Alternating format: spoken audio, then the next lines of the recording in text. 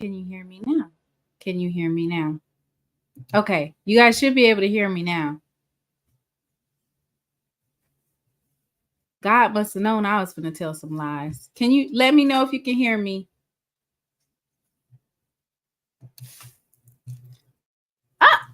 Now y'all can hear me.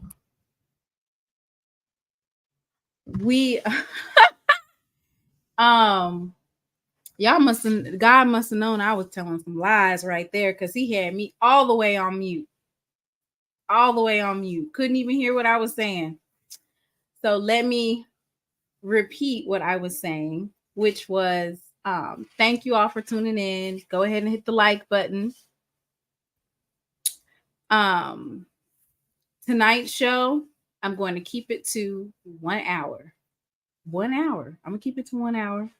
Of course, Ken Clark usually comes on about 10:15, so we'll park it there. I'm gonna get through as much of the show as I can.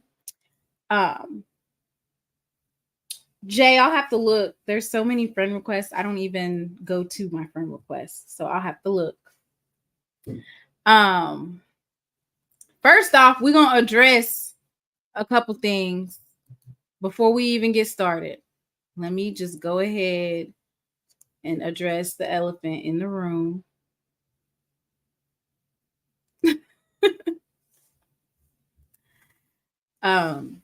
About Jackson State homecoming. I want to just go ahead and give my spiel about that. So you guys aren't, you're going to already know how I feel. This is how I feel.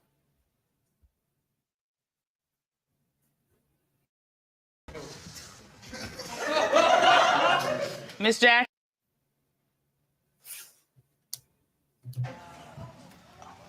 Miss Jackson.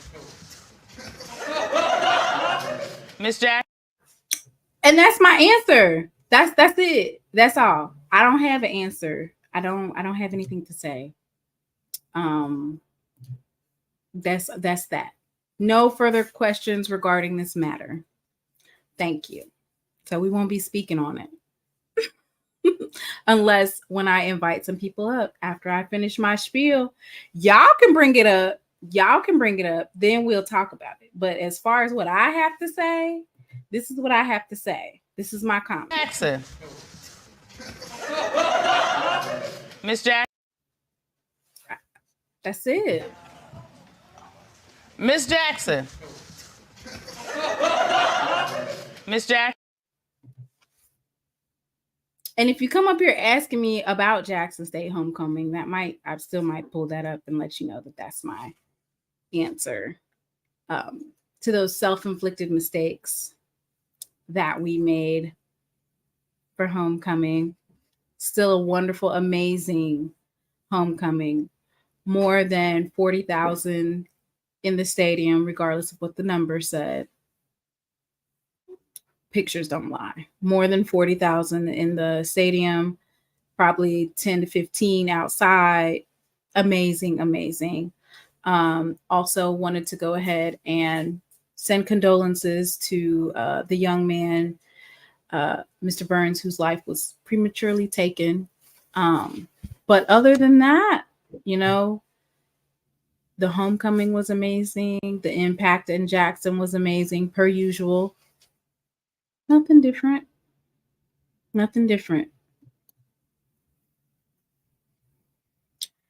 Week 8. Listen, there's still a lot of play left in the SWAC and the MEAC. Still a lot of play left. So I'm gonna give out my top 5, and I'll invite some people up, and you tell me what your top 5 is.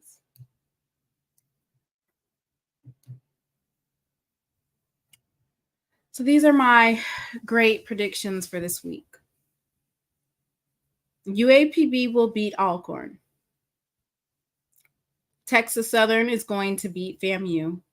We all know that Texas Southern is going to beat FAMU. Mind you, UAPB and Texas Southern are both the home teams. So Richmond will beat North Carolina A&T, who is currently won one game. They're 1-5 right now. Hampton, I had great high hopes for Hampton. I truly did. But, you know, they've had an about face right now, and Delaware's been doing pretty good. So I'm going to take Delaware to beat Hampton. And then we have the start of MEAC conference play. If you think that any of those 5 teams are just going to lay down to North Carolina Central and they can't get caught slipping, it's any given Saturday. And that goes for FAMU too. And thank you for reminding me about my opinions so that nobody in here, or if you get to watch this at a later time, we need you to know that it's just it's just opinion. That's all it is. It's just opinion. It's just opinion. That's all it is. It's just opinion. It's just opinion. That's all it is. It's just opinion. It's just an opinion. It's just an opinion. Y'all don't get headaches, high blood pressure over an opinion. That does not change anything. Even your opinion doesn't change anything. Look at these standings. Uh-oh. We're going to talk about those 7 hills. Apparently, them Rattlers are not the highest of 7 hills. That's a miss for later on. But apparently, FAMU is not the highest of 7 hills. And the Edward Waters and Tuskegee game, I want to say they had some of the highest viewership of even some of the regular FBS, FCS games that week. For that particular day, I think they did almost 95,000 viewers. So congratulations to Edward Waters and Tuskegee. Lots of conference play left. So right now, Prairie View is in the lead. Prairie View was in the lead last year too. And we see what happened with that. They're 3-4 overall. Everybody is neck and neck. Alcorn State has 3-3. Southern University 3-3. Technically, you know, if we were going by, they had, of course, a couple of games that were out of conference, because then they'd probably be in last place. But they got lucky with that one, because they lost to Alabama State and Jackson State. Never mind that anyway. Grambling State with that loss to Alabama A&M. And then they also lost to Alcorn State, so they've dipped a little bit. And they have an amazing quarterback and offense, which I did have a chance to ask Coach Hugh on the call on Monday about his defense. Like, what does he plan on doing with that? He said that it's a group effort. He didn't want to single out anybody, but it's sometimes when your offense or your defense, either one's clicking on all cylinders and the other side isn't, it can get chippy in the back in the locker room. Texas Southern, they're 2-4 overall. They're going to beat FAMU, so they'll be 3-4. And then Arkansas Pine Bluff, they're currently 1-5, but they're going to beat Alcorn State, so they'll be 2-5 after this week. And then Florida A&M, they're 5-1. I think that we should probably take off that D2 win against the D2 school. That's what I think. So they would only be 4-1. And then we have Alabama State, of course, who just beat Jackson State for homecoming. We're not going to talk about that. We're not. We are not going to talk about that. Alabama A&M is right behind Jackson State. Alabama State and Alabama A&M have a huge game next week, Magic City Classic. Isn't it strange how they were able to get a bye week right before their biggest game, they were able to get a bye week for the Magic City Classic. So both Alabama State and Alabama A&M are currently on a bye week. How does that happen? However it happens, Jackson State needs to make sure that who's ever making their schedule and their dates lines it up with what games that Jackson State might need to take a break. Yep, Alabama A&M ruined Gremlins, and Alabama State ruined Jackson State's homecoming.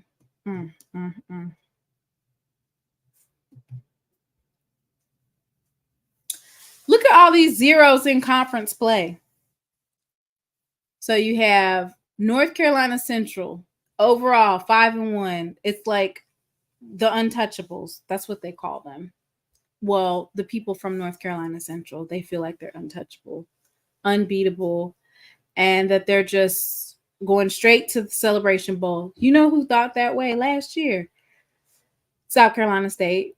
They felt like they were primed to just return back, and then their conference had other plans. So while North Carolina Central is in a good position to get to the Celebration Bowl, you still have to make it through conference play. It's week 8, and they haven't even played. This is the first game, kicks off tomorrow, and it's North Carolina Central versus Morgan State. And Morgan State,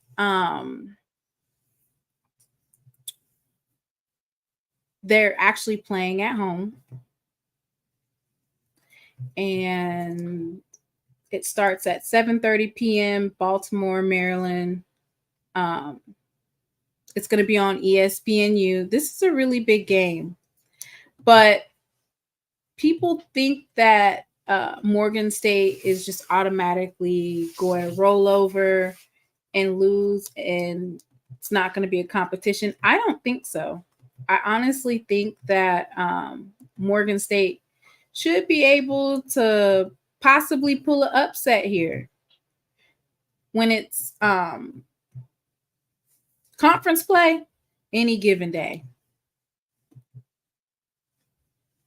Any given day, somebody can get beat. And I feel like Morgan State has a chance to upset them. They beat University of Richmond 17-10. And then these last 4 losses that they took were against University of Akron, which I can show it to you. But basically what I'm saying is they were playing some really tough teams. Thank you. Thanks for, of course, my moderators. Jay Whitley's in the house too. So they beat University of Richmond. They've lost to University of Akron, Towson University, University at Albany, and Yale University. So this is why I feel like, hey, Mr. Hardy, hey, Brother Bakari, this is why I feel like when you aren't able to really get film, you're getting film on these teams, but you're not really getting a good showing of what your in-conference teams can do. I feel like Morgan State at home, I feel like they can come up with an upset. This will make MEAC football interesting, right? Hey, Weshell, thank you for tuning in. It's good to see you as well. Look, I feel like this could be the one, y'all. And this will bust. If Morgan State is able to pull an upset here, this will bust the MEAC conference wide open, because Morgan State right now is second to last, for one. For two, just the way it works with this conference play, that determines who the conference champion is and who will go to the Celebration Bowl. They do not have a championship game, as we all know. So if they have the same record, I'm guessing it's who has the team beat. So basically, North Carolina Central and Howard were tied last year, but they beat Howard, so they were able to go. So that's what I think. That's why I picked Morgan State. I feel like they have a chance. Hey, Aqua. Or Aquay. Sorry. Oh, Lord. Man. Am I happy that Langford did not play the whole game against Jackson State? I high-key feel like if Langford would have played the entire game versus Jackson State, it might have turned out a little different.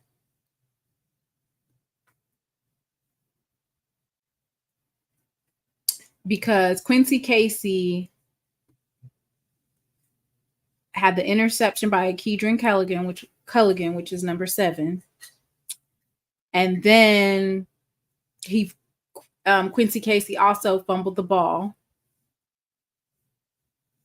And we were able to basically gain all that momentum based off of Quincy Casey's mistakes. Coach Maynard put Langford in, and their offense just started clicking. Me too, Miss Weisha. I feel like it's going to be a dogfight. I don't feel like Central is just going to run through them. I feel like it's going to be similar to last year where South Carolina State, they felt like they had it in the bag. They were talking mess. Oh, we're going to see Jackson State. And they didn't even get through conference play. But yes, Langford is him. And we saw that. But Alabama A&M had 4 turnovers. And even with 4 turnovers, they were still able to almost come back. The defense couldn't hold Xavier Langford at all. Like, it just seemed like they were coming back. Defense played lights out the first half, but then again, they were playing against Quincy Casey. It seems like the defense and that's maybe just the schemes that we're running, that sometimes Jackson State has trouble adjusting to a mobile quarterback that can run, which this freshman for Valley that's coming up, he's similar to Langford in that sense. And, they have a trouble adjusting to that rushing. We're not able to make that stop. And it's been that way every single week. Even they showed it in South Carolina State, and then every single team after it has been exploiting it. Jackson State, the probability of us going to any type of postseason play was basically out the window with that A&M loss. FAMU would have to lose 3 games, and A&M would have to beat Alabama State, and Alabama State would have to lose a game too. Like, they would have to lose 3 games too. FAMU would have to lose 3.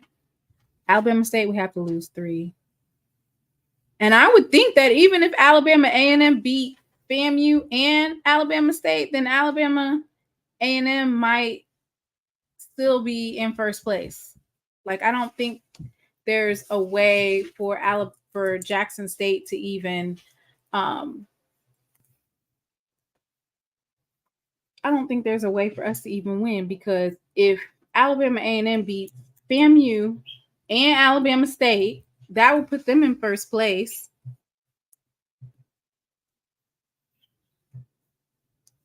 I think they would have to lose to maybe Bethune and Valley, and then Jackson State would be in first place.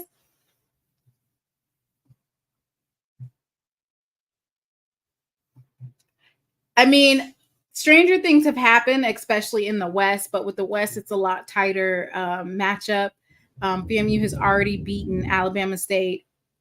And, okay, I forgot FAMU has Bethune-Cookman as well. So FAMU would have to lose to Bethune-Cookman, Alabama A&M. That's 2 losses. I have to lose again, too.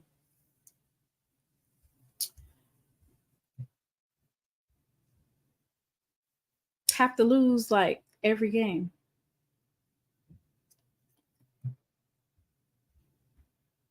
And I agree totally.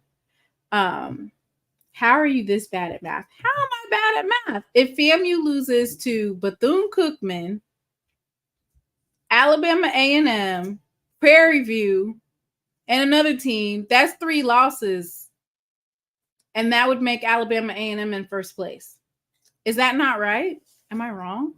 I don't think I'm wrong.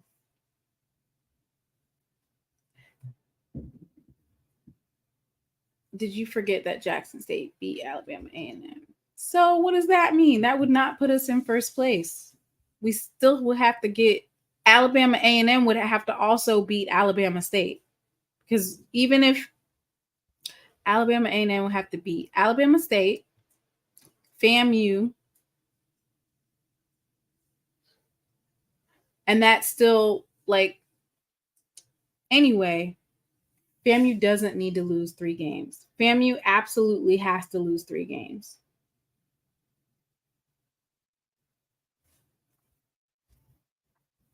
Whoever this person is, they don't know what they're talking about. FAMU has to lose 3 now. Yes, they do. Anyway, let me move on from here. Oh, let me talk about Jackson State. So, since you guys are not necessarily going for a championship, I need to see you guys open up the playbook. I need to see every single time we do not have to have the wide receiver 1s and the wide receiver 2s. We don't need to see them every single game starting. They can go. You can start Kobe Paul because Kobe Paul was opening up. He had some pretty good throws in the second half of that game. You can start. Desmond Moultrie obviously earned RB1 based off of his performance. Because of course we know Irv is injured. So Desmond Moultrie needs to be RB1 at this point. He earned that based off of his play. I don't know how he's doing in practice, but I know what I saw on the field. Desmond Moultrie. We have so many different players, and I can't speak on whether or not they're injured or not, but I need to see Ezekiel, one of the running backs. Let me call him out for you. His name, I think, is Ezekiel. He is a running back as well. Amari Matthews. And that's not to say that they're not Jecamiah Walker. Like, there's so many different players that need to be seen now, because at this point you need to open it up. Ezekiel Johnson, he's number 36. Jecamiah Walker, Amari Matthews, Kevin May, Ahmad Miller, Desmond Moultrie. Now, Ahmad has absolutely, if you want to do RB1 and RB2, Desmond Moultrie and Ahmad Miller interchangeably. I think we have some injuries. It's great to be able to see that we had Dylan Watson coming for kicking, and Matt Knoll has returned.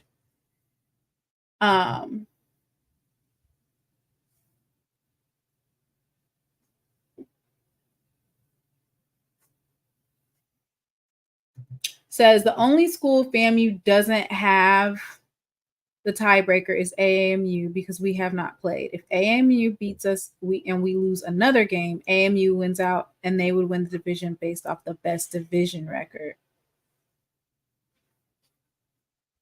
DJ 85, do you see that? Oh yeah. So we definitely need to listen. Here's the thing with Jacoby and Morgan, which it worked the first time, but after people see the film, it's kind of like, dude, we know what you're doing, so you have to do something else, which is this. Coach TC played Jacoby and Morgan similar to how when the Panthers signed Cam Newton, like mid-season, right before Matt Rule was fired. They bought Cam Newton in, and he didn't really know the playbook, but they always put Cam Newton in on the red zone, right? And you know what? They figured it out. Cam Newton's in the red zone. He's going to try to run it. And that's what he was trying to do. So with Jacoby and Morgan, when you put him in those red zone spaces, it's like, okay, we know you're going to run it. Now, true enough, Jacoby and Morgan is pretty stocky to the point where he can get it in there. But a couple of times when he was trying to get it in there, because he was kind of putting his arms out to try to cross the plane, it ended up, they were trying to figure out whether or not it was a fumble. Also, one thing that they tried to do, which at that point I was kind of like, dang, I wish you would have faked it, is they were like, oh, okay, Jacoby and Morgan is probably going to run the ball. And he ended up passing it to Seven McGee, who ended up fumbling.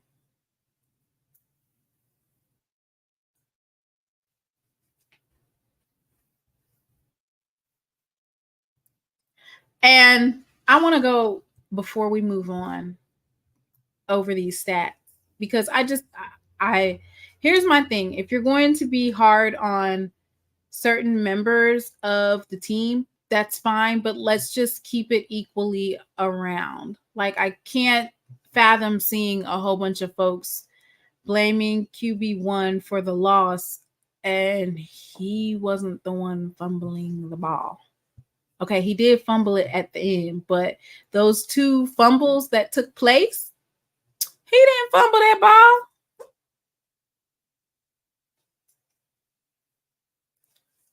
I didn't do that. Oh, that was Dre. I didn't block you. That wasn't me. That was Dre. I didn't do that. He wrote me on Twitter. If Johnny had 5 apples, I don't even have time to block folks. That wasn't me. Anyway. Let me show you these stats right here so that we can all blame it on somebody, right? We could all blame it on one person, but the blame can go equally around. We could all spread it on out. Just spread it all around. Who wants to take some of this blame? Now, what were some mess ups that we had? Well, of course, we had the fumbles. That hurt us dearly, because the second fumble that Seven McGee had, we were literally in the red zone. That was a touchdown right there. And let's give credit to Alabama State's defense. Their defense has been playing hard in every single game. Their particular games might not look like it, like when you see how many losses they had, but coming into that game, they were definitely defensively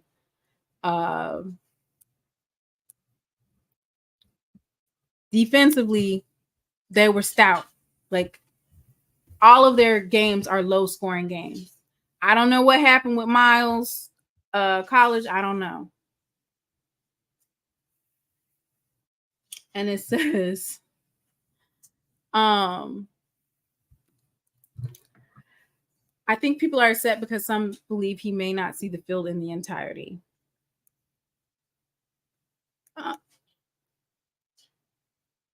I feel like people didn't. I'm not going to say they wasn't sold, but I do feel like they kind of got sick and tired of things happening. And some of that stuff, I mean, you'll be like, oh, he overthrew the ball. I think you guys just want to see another quarterback. I think you guys just want to see another quarterback. Just keep it a buck. You want to see a different quarterback. It's not his fault he's getting sacked. Now, I will say this. He did have a couple of times where he had years to find somebody and he ended up just scrambling. And it's like, you're not built like that to run every single play. So then he would scramble and you're not, you can do it sometimes, but like over again, especially against a defense like Alabama State, no. I feel like Jackson State just wants to see another quarterback. That's how I feel. Which for me, when you are responsible for turning over the ball, like how Quincy Casey was, like if you're throwing 2 interceptions or you're doing something that, you know, is causing the game to be lost, then yes, you deserve to be taken out. But I don't feel like I could place the whole blame on Jason Brown for the loss of this game, simply because a lot of those passes that he was doing, they just weren't bringing him in, or they bring him in and then they fumble. And we have to take into account that we're missing Irv Mulligan. We're missing Irv. And that is, I don't even know how they're, I believe in Desmond Moultrie. I believe in Ezekiel Johnson. I believe in Amari. Let me read them out. Amari Matthews. I believe in all of our running backs, and I believe they deserve a chance to play. I believe in Kobe Paul. I feel like he needs to get more play time than what he does,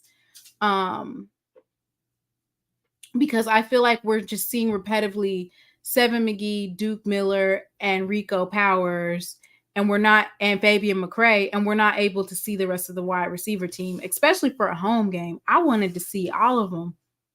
And I didn't like that we weren't able to see all of those different ones that we had. We also lost our tight end, Jinsey, to injuries. Jinsey is currently injured. So you're down a tight end and all time. Now, Coach Green, you know that link was not for you. And you know I'm not going to answer that right now. You don't get invited to the show till the very end of the show. I don't even know why you came up here. You must be finna just sit there in the chat. That link was for Mr. Ford. Coach Green trying to get on somebody's nerves early.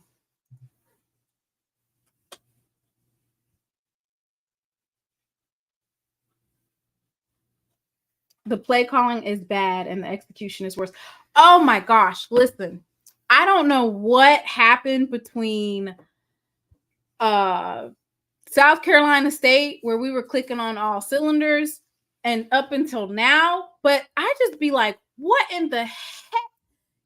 For a whole 2 practices, you guys need to practice literally catching the ball, to making sure both your feet are in right there, right before you get out of bounds, and jump out of bounds. You have to. Not the parody rattler. No, you guys aren't coming on right now. So you guys are just going to sit there. Y'all not coming on to the end of the show. The end. After I get through my mess.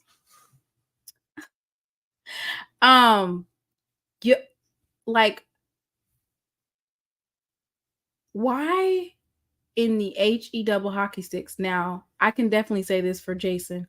Why the HE double hockey sticks are you running in the middle of the field with less than 30 seconds to go in the fourth quarter? Bruh. Hey, Mr. Ford. Hey, how's it going? Good. You had me drop that link mid-show, and Mr. Green and the Rattler was getting ready to come in here and heckle me mid-show. Oh, okay. I only dropped the link for you, Mr. Ford. Oh, okay. Thank you so much. So what do you think, Mr. Ford? I know Texas Southern not going to beat Florida A&M. I know that's not happening. They better hope they don't come out there and run 50 or 60 on them, huh? You said they're going to drop 60 on them. They're at home. Listen, they better hope they don't drop 50 or 60 on them. But they are playing better with the kid from Furman that, Body is out for the rest of the year. So they got the kid from Furman is the new quarterback. So you're saying there's no self-inflicted mistakes? With Florida A&M? Yeah, you're saying they can't make a mistake? No, I don't. Nah, I'm gonna be shocked if anybody beats Florida A&M right now. The other thing I'm looking forward to, I think that this that Magic City Classic, what is that? 2 weeks away? When is that? How do they both get a bye week, Mr. Ford? How they That's line what that? they usually do it. They usually take a bye, kind of like Southern and Grambling. They would always take a bye week before the Bayou Classic. Okay, so we need a bye week between Jackson State and FAMU. We need a bye week. Well, the main thing is I'm sick of that Jackson State and FAMU being the first game of the season for Jackson or FAM. I want that game to be later in the season. But the other thing is that Magic City Classic is going to be a fire game. That Alabama A&M, Alabama State game. Now that's on the 28th? What's that date? Listen, that is going to be a good game because that's going to be a good game. You're going to have Langford at the QB. Yes. But then you're going to have. And by the way, the kid from the starting quarterback from Alabama State is from Mississippi. Did you know that? From Jackson, right? No, he's from. Jackson. Wait a minute. Okay, is it Hattiesburg? Who are you talking about? Langford? No. The starting quarterback at Alabama State. I think he's from Hattiesburg, Mississippi. The starting quarterback from Alabama State is terrible. His name is Sweat. Is it Sweat? What's his name? His name is, I don't know. I'm gonna look it up. Somebody put it in the guys in the chat. What's the starting quarterback's name for Alabama State? 5 completions. Yeah, but I'm gonna tell you something. That offense is better. Stu. That offense is better. Stu. They said his last name is Stu. He's not a threat. They're saying he's not a threat at all. This is what I'm saying was the threat. Number one, I don't know. Okay, so when I was on the coach's call, Coach Robinson said that a lot of his players did have injuries. So he's glad that they have a bye week because they're able to, rest. So maybe some of those injuries were actually real.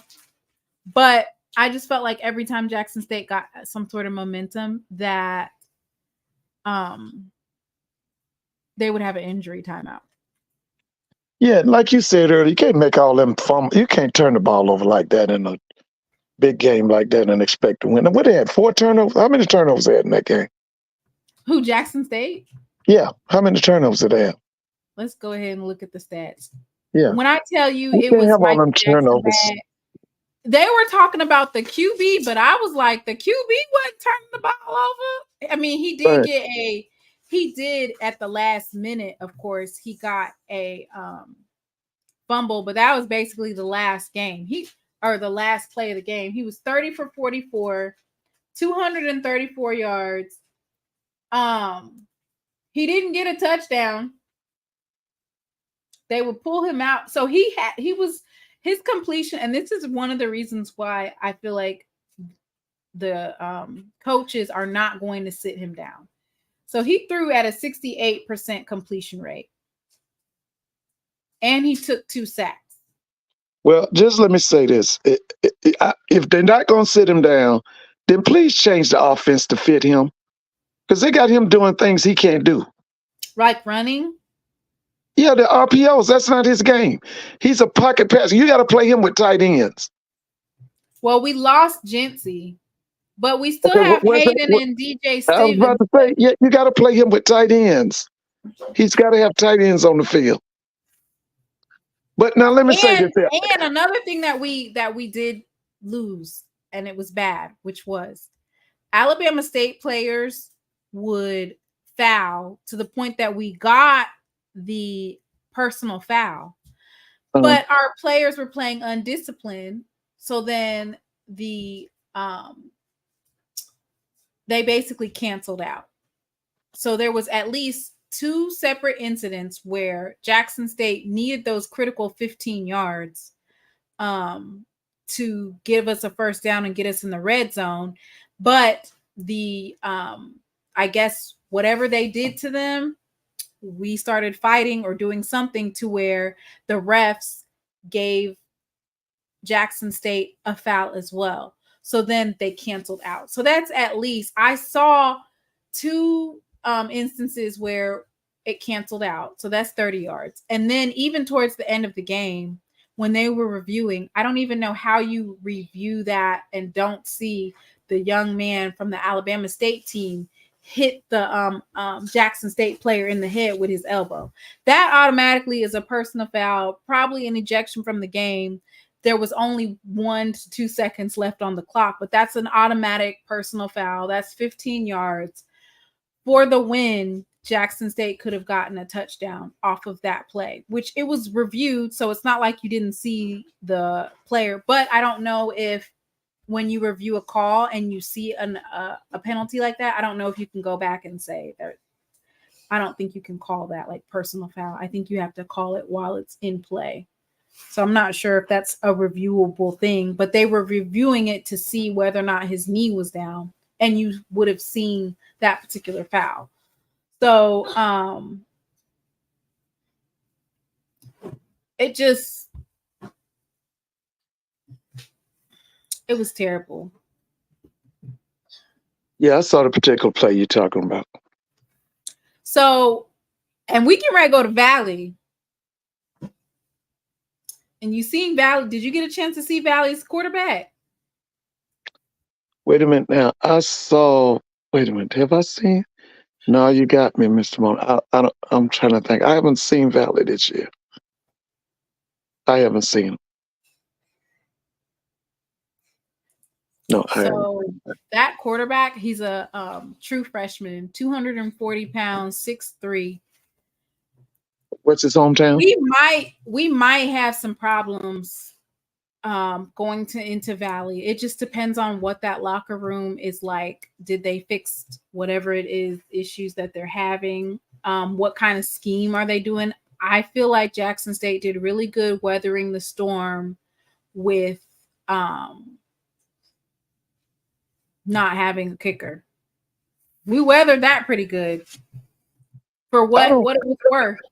I really don't think you have a problem on the field. But when I saw Jackson State last week, to be honest with you, I know this is going to upset some people. My biggest thing is they got to get that coaching staff right. Okay, like I told something on another show I was on, I'm still seeing the same mistakes I saw against Florida A&M Labor Day weekend. Right. I'm still seeing them same mistakes. Especially with the defense. Like, there's no way that you guys should still be there's no way. Now, I feel like special teams got better, and I feel like they'll get better as the season goes, barring no injuries. They were tackling a lot better this past game, and against Alabama A&M, they were doing much better with the tackling. The special teams with the kickers was shaky against Alabama A&M, but with Alabama State, they were doing pretty well. Now, the problem that I see is, number one, Jackson State always plays Valley hard. Valley got something to prove. So his name is Tajarian Williams. He's 6'3", 240 pounds. He's from Aliceville, Alabama. Oh, yeah. Okay. And that's the one that put up 45 points against UAPB. So is UAPB that bad, or is Valley playing that good? I always said they play really hard in they play really, really hard in conference play. Yeah, they do. So it looks like he was throwing at 65% against Arkansas Pine Bluff. Yeah. Let me ask you, did you see the article that HBCU Game Day printed concerning possible new coaches coming into the SWAC? Did you see that article? I don't read anything that Colorado Game Day posts unless it's like on Twitter. I'll read like the title. and then Wait a I'll minute, read. I'm talking about this is I don't read Gaither. You don't read Gaither? I don't read anything Colorado game day. Well, let me say this. I thought it was a good article, and I'm of the belief right now, two things. Number one, we got to get some new coaches in that SWAC West. Okay, we need a new coach at Texas Southern, need a new coach at Southern University, possibly a new coach at Purdue. Yeah, we need new coaches at those schools. But what excites me is I would like to see Chennisberry go to Southern.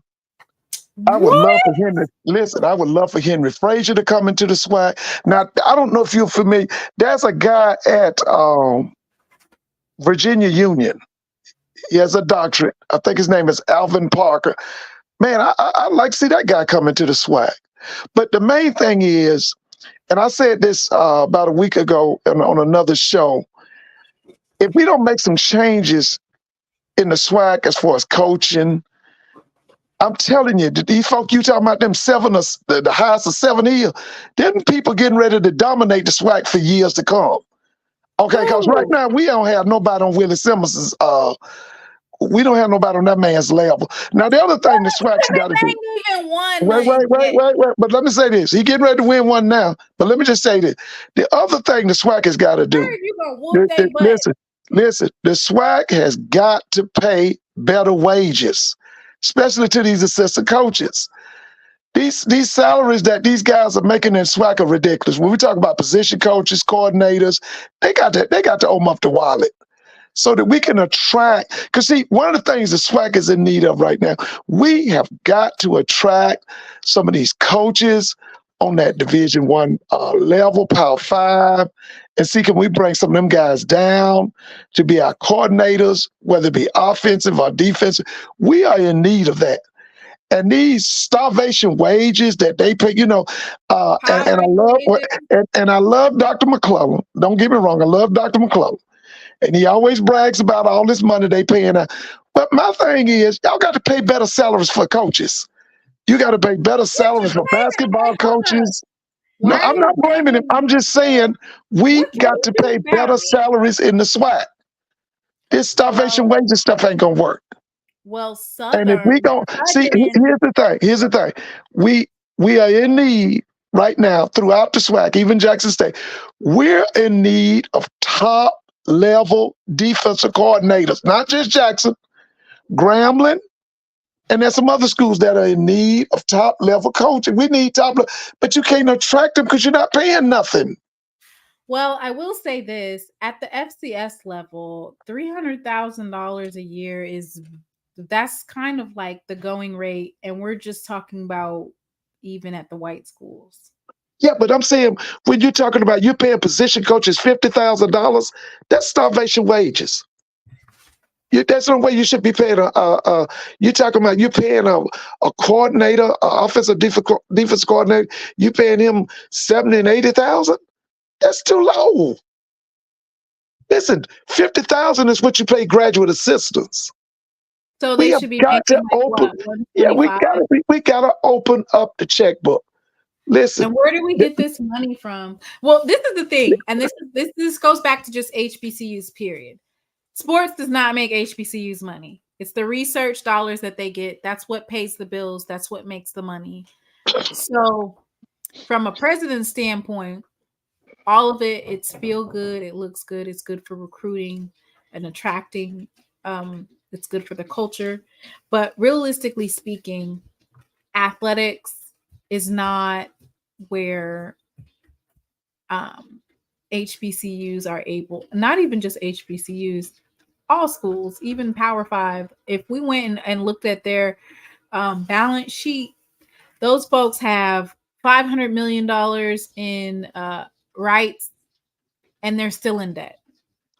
Yeah, but let me, Mr. Bona, always remember this. Like the old people used to tell us when I was growing up, you get what you pay for. The coaching this year has fallen from last year.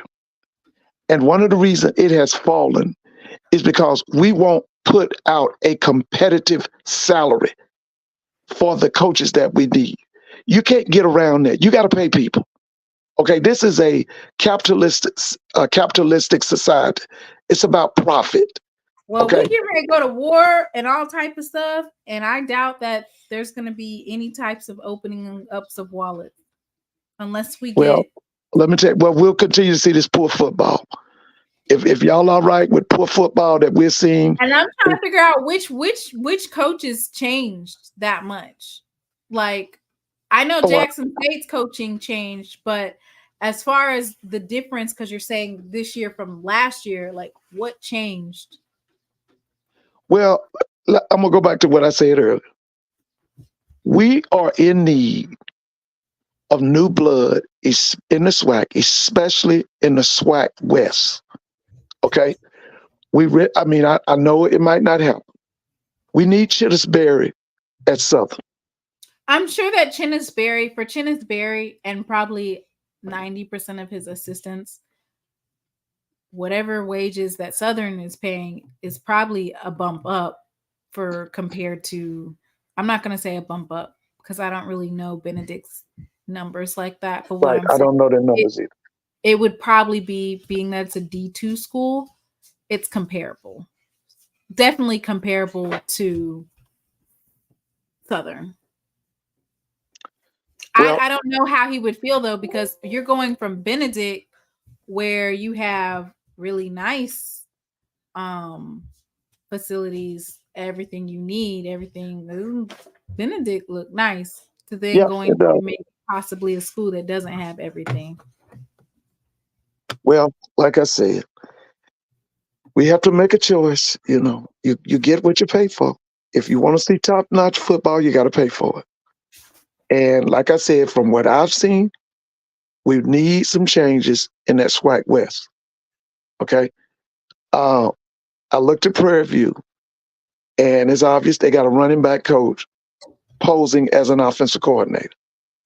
Okay. Or maybe they just don't have no good quarterback to. No, they got. I like the Conley kid. Okay. I like the Conley kid, but I wish that they would go out and get a quarterback coach. If it could be dual quarterback coach, offense coordinator, or just get a quarterback coach and an offense coordinator. Same thing with Alcorn. I've said it over and over for now, going on 3 to 4 years. Alcorn has not had an offense coordinator since Ryan Stachek left. They haven't had an offensive line coach since Stachek left. So that's what they're in need of. Okay. So I'm saying, if you're going to attract people that could make you a champion, you got to open up the wallet. You got to pay a competitive salary. Okay. And that's the problem we're having in the SWAC. We want good football, but we want to pay the coaches starvation wages. That's not going to work. Let me say it again. Let me reiterate it. You get what you pay for. And so if we want top-notch football, and that's what we want in the SWAC, we got to open up the wallet. We got to pay people.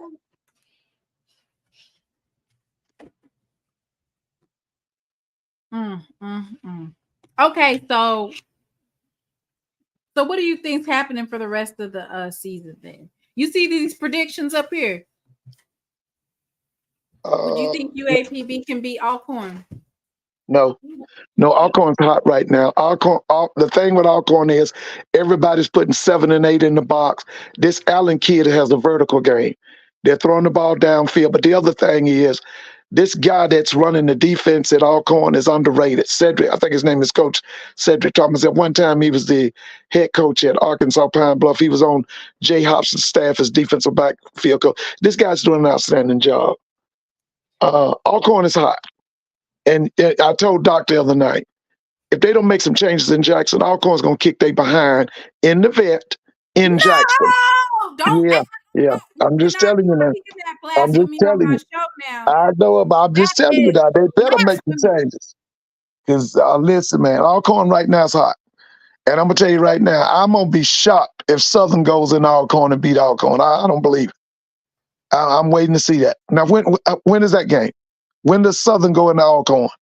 Somebody put it in the chat. When does Southern go into Alcorn? Somebody said Alcorn is overrated. Listen, they might be, but right now, They dangerous on that west side. They dangerous. They got that Allen kid is throwing the ball downfield. They got a receiving core. Like I said, what most people are doing, they're committing 7 to 8 in the box because they're saying they're not going to let the Howard kid beat them. They want to take him away, which a lot of them are taking him away. But here's the thing. They throwing that ball downfield. They got a vertical game. And then their defense is better than expected. The Thomas guy, I'm telling you, this Cedric Thomas is doing an outstanding job as defensive coordinator. By the way, did they put in there when does Southern go to Alcorn? Let me see if they said it in the chat. Let me pull it up.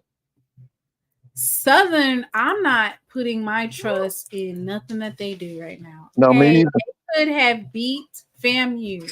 That, first of all, that game right there, if there was a time where FAMU was going to lose, they didn't have their band, they didn't have their full fans.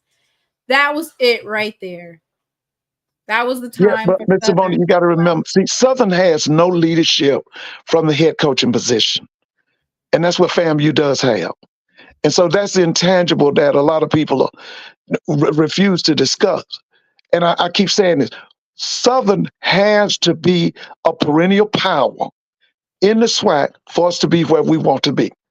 Okay? And so this is why I'm saying, I keep saying this over and over. This experiment with Dooley, it's over. It didn't work. He just now listen, it's over. Year. It's over. Hey. Not only is it over, the guy that needs to come down there is Chennis Berry, so that we can have a championship perennial power on the bluff in Baton Rouge. Okay? So the other thing I want to say to them Southern people that's listening to this, Dooley didn't ruin your program. Roman Banks ruined your program. And so he needs to be called on the carpet. Dooley, when Dooley got there, that program was in the dumps because of the moves of Roman Banks. And so what you need to do is you need to conduct an investigation into him as athletic director because he's the one that destroyed your football program. It was destroyed before Dooley got there. Southern was able to roll themselves in that SWAC championship. There's so much game left in the SWAC West. It's everybody's around the same amount. Like, it's kind of hard to say with certainty. Let me pull it up. Like, look at this. Everybody's 3-4, 3-3, 3-3, 3-4, 2-4. And everybody that's in the West. Is that in the conference? Huh? Is that in the conference? No, but we talking about SWAC West for right. I'm saying, well, I'm gonna tell you right now, the hot team in that SWAC West has got to be. If it's not Alcorn, it's got to be Alcorn. It's got to be Alcorn. Prairie View got one up on them. Prairie View's 3-1, but outside of that, Southern and Alcorn are both 2-1. Well, when does Southern go to Alcorn? When does Southern go to Alcorn? November 4th. Okay, November 4th. Okay, so we still got a little time. And on top of that, after that, Southern goes against Prairie View the week after that. So it's that we'll see. Like I said, it'll shake out. In the West, that I know you're saying that everybody needs to clear out the room or whatever, but we need new blood in the West. We need new blood. Like I said, that Gaither article about those coaches who are eligible. Man, I would love to get Chennis Berry here out in the West. I would love to get that Frazier guy from Virginia State, this Parker guy from Virginia Union. Hey, those guys would be great in the SWAC, man. But we got to have some new blood in that SWAC West. We listen. That story is old. We've seen that. I know that some of y'all love because Dooley wears a pink suit on the field and all of that. I understand that, and you think he's cute and all of that. But baby, it's about championships. Southern's a championship school, legacy and history. We need a championship coach down there. Dooley's not a championship coach. McNair hasn't signed his new contract. He didn't sign McNair. Oh, okay. He never renewed his contract when they brought it to the table for did they give Roman Banks a new contract at Southern? Because he destroyed that football program. Roman Banks destroyed that program. It was destroyed before Dooley got there. I don't know. Dooley keeps on finding ways to find. Yeah, I told you, y'all love the pink suits and all of that, and the pink ascots. You know, that's what that's what it's about. He just kind of falls into the SWAC championship. You can't fire him. Well, we'll see. No doubt about it, he has outstanding talent. But like I've said, and I'll say it again, there's no leadership from the head coaching position at Southern University. Okay? And when we say yes, they did play Florida A&M a tight game, and they showed everybody that they do have the athletes. But they don't have a head coach. They don't have a championship head coach. To me, they showed me how you could be given every single opportunity to win or to cause separation. It's the same. I mean, I can't necessarily. They had it right there at their fingertips, and they weren't able to execute. Well, here's the thing. Fam, you had direction. They knew what they wanted to do at the end of the game. Okay. What I saw from Southern was like an aimless direction. They didn't know what they wanted to do. That comes from your head coach. That's why I say he lacks leadership. Okay. For me, the experiment with Dooley is over. He's not what Southern needs. Okay, so what about I say bring in Janice Berry. What about Cramlin? We need a defense coordinator. Oh, so you could still keep you? Yeah. You know, I asked him on the call. I said, you know, you have an amazing offense, Miles Crawley at the head of, you know, the offense. Yeah. And he was just saying, like, Miles Crawley is the leader of the whole team for the offense and the defense. Right. Which I feel like it's a high bar. You know, when you have somebody that comes and transfers in, you really do kind of have to win over the team. But for me, I feel like, where are those leaders that you had tagged? Like, I haven't even heard anything about son Deanna Anderson. Did he get injured? Like, where are the leaders? There's too much. They don't have an agenda. They don't have a focus. As far as that front seven at Grambling, that's what I'm saying.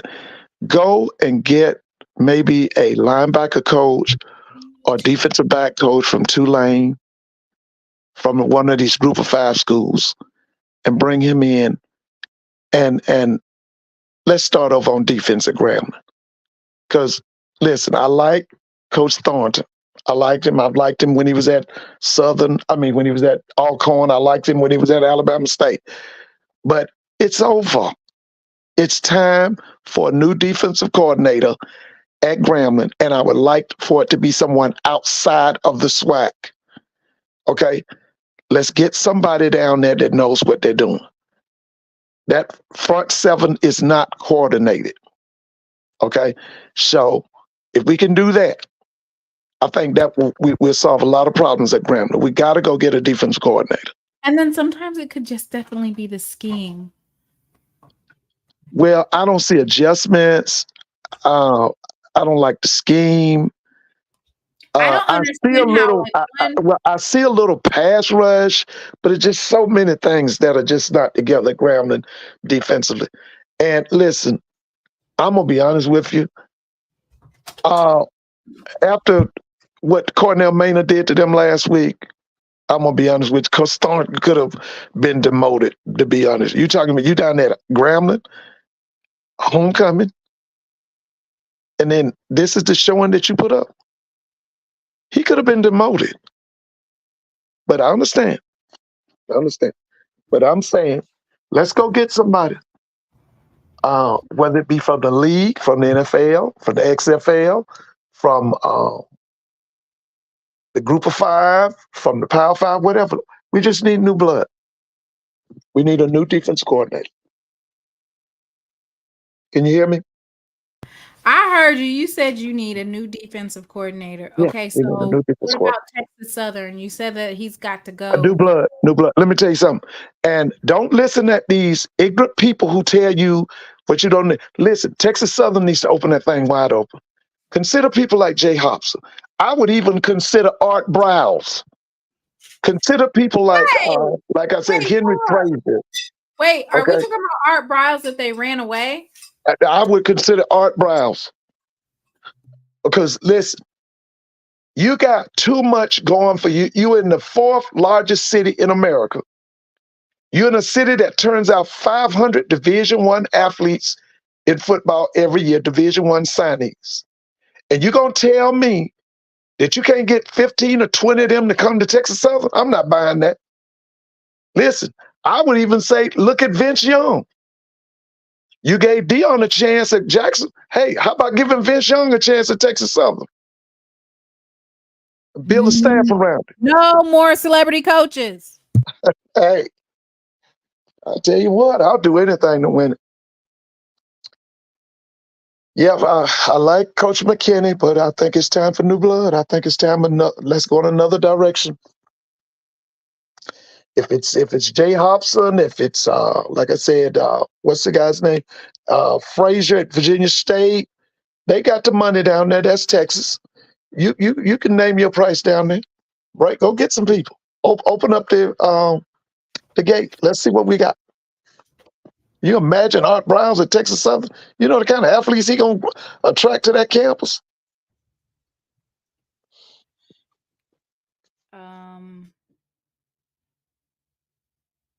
It says Mr. Blue said that there's already another Texas FCS school who's reached out to Art Briles. We will see. Isn't Art Briles who Gremlin was trying to get in? Yeah, listen, we made a mistake. We made a mistake of listening to the wrong people.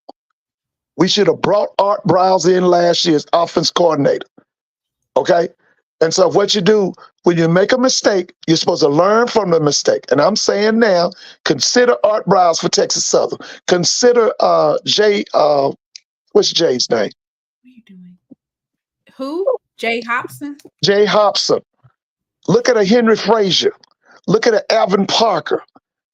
Let's go get some people. But the McKinney era is over.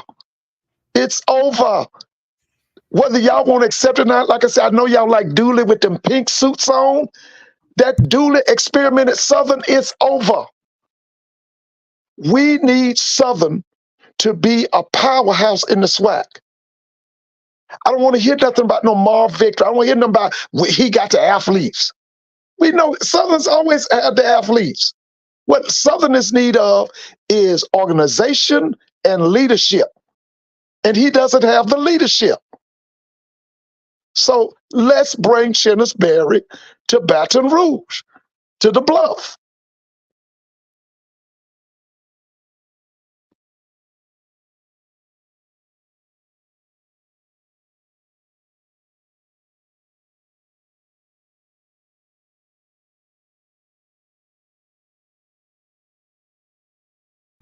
Well, okay, so that means you got the defensive coordinator gone from Grambling. Yes, please. You got Texas Southern's head coach gone. Yeah. You got Dooley. Let's go big. Listen, let's go big at Texas Southern. You got that's high turnover. No, Dooley. That's new blood, new direction, making your conference better. That's what it is. It's not high turnover. It's new blood. See, the inbreeding that we've been doing in the SWAC has not helped us. We've got to go outside the SWAC. Hey, Miss Marianne or Marianne, or I don't know. Can you say your name for me? Huh? I can't hear you. You're muzzled.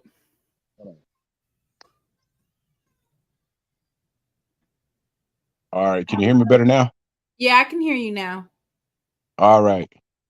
So someone mentioned Art Briles, and that was Grambling. It was Hugh Jackson that was trying to bring him in, but because of him and Kendall Briles of TCU in a prior situation, they pretty much decided not to go with him. Doug Williams played a huge part in it, but they decided to go in another direction, which is a huge mistake. With that being said, you mentioned earlier, where were they going to get the money from? And then you also mentioned about HBCUs financial situation and how how mostly HBCU schools get most of their money, how they get their funding through programs. The only answer and a solution for both the MEAC and for both the SWAC is Ed Reed and Ray Lewis. With Ed Reed already having $1 million and $1 billion investors really willing to give, which means new facilities and new resources for your recruiting. That is the only answer, and that is the only solution. If you go in any other direction, you can can it, because the HBCU momentum is going down and it's not going to recover. Well, I'm gonna have to disagree with the going down, because I still believe that we're in a golden era. I'm in education. I'm talking to kids every day, and let me say this: there are kids now on the academic level and in sports who are considering HBCU, say 10, 15 years ago, they would have never even mentioned an HBCU. We're still in a golden era. The problem is that we're not making the moves. We're not taking advantage. As I said earlier, we need to open up the pocketbook. Okay? No school, no HBCU, like Timona mentioned earlier, no HBCU has the finances to pay their assistants accordingly. The only ones that have the financial pool that are willing, because you got to also consider who's willing to do this. The only ones who are willing to do this, who have $1 million and $1 billion investors ready to invest as soon as they become a head coach. His name is Ed Reed. He's the only person. Outside of that, you can't mention him. Like you said earlier, if no one fails to basically take action, this will be the Willie Simmons shows for the next 10 years, because no one in the MEAC or the SWAC outside of NCCU is probably going to compete with them, because they're in the base of Florida where most of their top recruits come from. Everybody wants to recruit the state of Florida, and FAMU is right there, right across the street from Florida State. No one's going to be able to compete with Willie Simmons and FAMU, which means that the only solution here, the only one, is Ed Reed and Ray Lewis, who already have $1 million and $1 billion investors willing to invest. They're the only ones. Outside of that, you can can it. The show is over. I don't care who you go out and get. Vince Young, who never expressed interest in being a coach. Art Browse, who pretty much retired, who only wanted to coach because he wanted to help Hugh Jackson. You can it. It's over. Whoa. Wait. I had to go put my son to bed. And I heard somebody say Ed Reed. Ed Reed and Ray Lewis. Ed Reed right now as I'm speaking right now. Out of all the people in the world, you're putting forth Ed Reed, who broke a golf cart and literally has no. The same Ed Reed who had Bethune-Cookman students and both student athletes protesting to keep them on campus. That same Ed Reed, yes, he has $1 million and $1 billion investors already willing to invest the second he becomes a head coach. One of those celebrities and one of those names being Shaquille O'Neal. You can't name another. Shaquille O'Neal already paid for it. His mama went to Bethune-Cookman. What are you? You're not hearing what I'm saying. He's already got the financial pool for the resources and for the facilities to be built. You can't name another one. He's the only one. Outside of that, this HBCU momentum, this fantasy that y'all put in y'all heads as far as this HBCU rise is over. It was over the second Dion left. The only person that can bring that back, that is willing to become a coach right now, is Ed Reed. No, he's the only person that is willing to do this. There are a number of outside of that, you can't name nobody else. They're not going to do it. HBCUs who are still having outstanding enrollment, and they've had a increased enrollment for the last 3 to 4 years. So it is not over simply because Dion went to Boulder. I'm not talking about enrollment. I'm talking about as far as being athletically competitive to beat a group of 5 FBS team. So right now, the only team that is close to do this is FAMU. But outside of that, the only person that can be willing to bring this rise back and to get more HBCU players drafted right now is Ed Reed with the $1 million and $1 billion investors that he already has waiting as the second he becomes a MEAC or SWAC head coach. The second he becomes the coach, all the facilities that everybody was talking about that these HBCUs are lacking, they will no longer lack because he already has the investors willing to give the money. Sir, do you not? That's where the money's going to come from, Tamona. Sir, do you not see my screen? They're literally breaking, they're cutting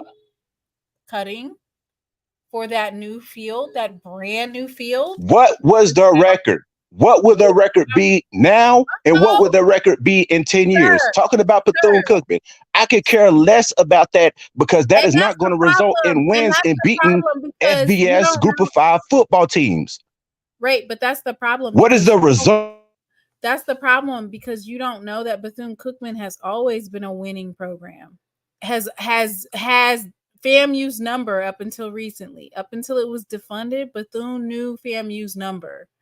Like, yeah, they beat them 9 straight years, didn't they? I don't even know how we got on to Ed Reed because that just don't make no sense whatsoever. Well, I mean, you know, like you said, I want to talk about some other stuff right quick. Oh, wait, hold up. Did I even get through all of my stuff? No, you go ahead and get through. No, you go ahead and get through. I want you to get through your stuff. All right, so let me go ahead and name my, which I know that y'all might not agree, but it's my show. So let's go through this real quick. Good Lord, I don't know what happened. You should let me up from the jump. No, I shouldn't because Mr. Ford just hung up. I would rather talk with Mr. Ford than talk with Coach Green. See, can I say something right quick, or you don't get through your stuff? You wrong. No, can I say something right quick, or you don't get through your stuff? Yeah, let me finish my stuff. We just giving out our opinions. Let me go ahead and run through this. Where did he come from? Like, are there people still getting paid to talk about Ed Reed? Listen, Ed Reed still ain't got a job. He still don't have a job.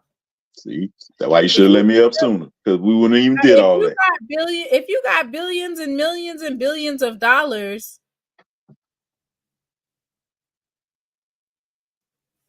why hasn't anybody decided to take you up on your offer? You must be you doing your rankings right now?